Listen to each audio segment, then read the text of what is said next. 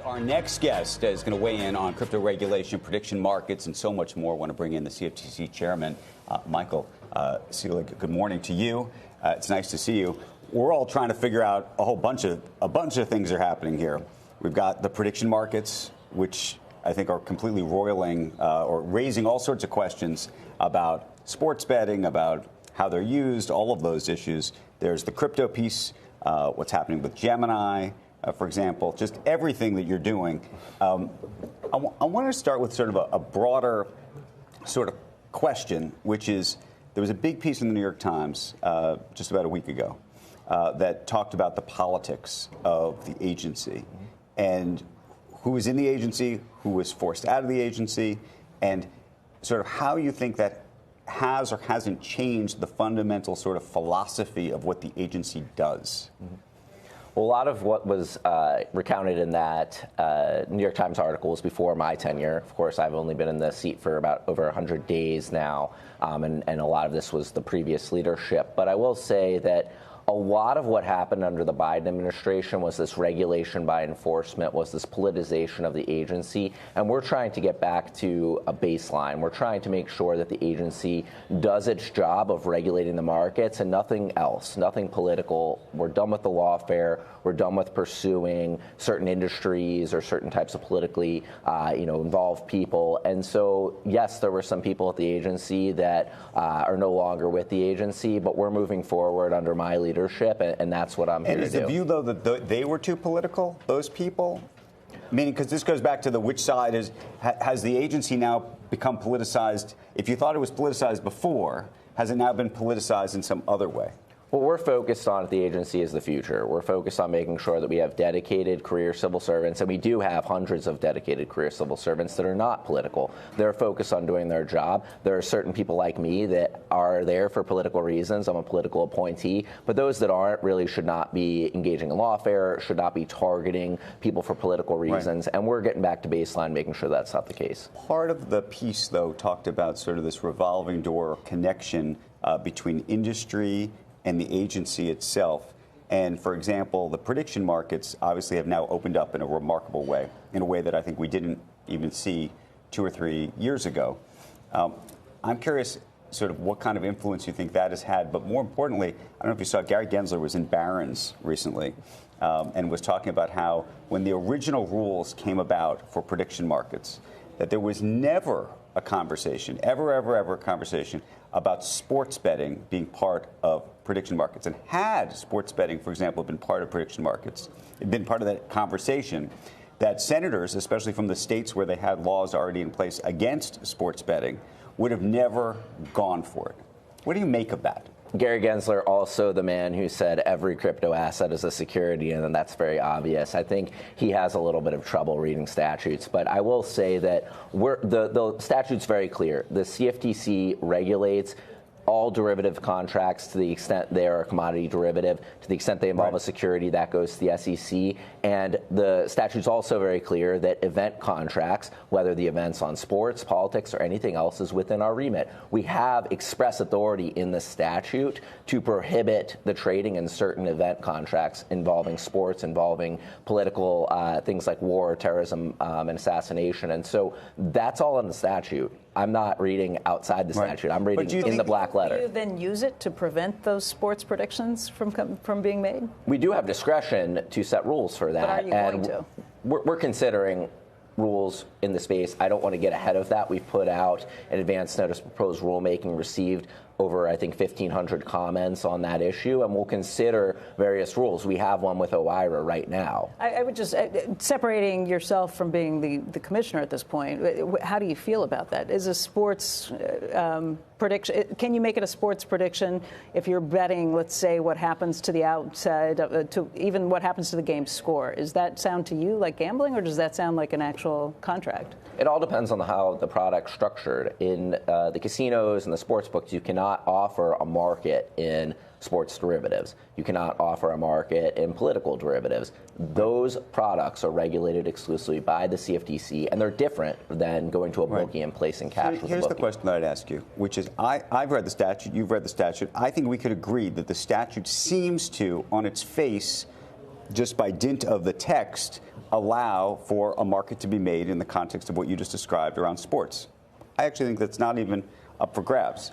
I think the bigger question is whether you believe the intent of that law, when it was signed by Congress, was in fact to allow for what has turned into a market for something that looks very much like gambling. I do believe that the intent of Congress was for the CFTC to exclusively regulate these products and to have discretion over certain areas, sports, gaming, all of that. We have authority to prohibit potentially if we choose to use that authority. But I do believe that Congress was very clear that the CFTC is the exclusive regulator. Different question. It goes to the question about insider trading, manipulation, all sorts of things. We just talked about this fascinating case. Andrew Left, who's a short seller, I don't know if you saw yesterday, was convicted by a jury of effectively manipulating stocks because he would go on social media, he would talk something up, and then hours later, the argument was that he sold that and that that was a form of manipulation. Mm-hmm. Does that constitute a form of manipulation if I go on Twitter and tell people that I think the Knicks are going to win, and then I bet against the Knicks? So I'm gonna bet on the Spurs, but I'm gonna tell everybody. You're trying to drive the derivatives contract right, up but I'm gonna bet on the Spurs, but I'm gonna tell everybody that I think the Knicks are gonna win, and you too should go bet on the Knicks. What is the what? No, but this is a fundamental question about how this whole system works. It could. So, in the context of a sports derivative, we'd look at it the same way as in an oil derivative or any other type of commodity derivative. If somebody is engaging in behavior to drive up the price artificially, of course we're going to consider a manipulation action. Well, but how does that work in the context of sports? It's just a total.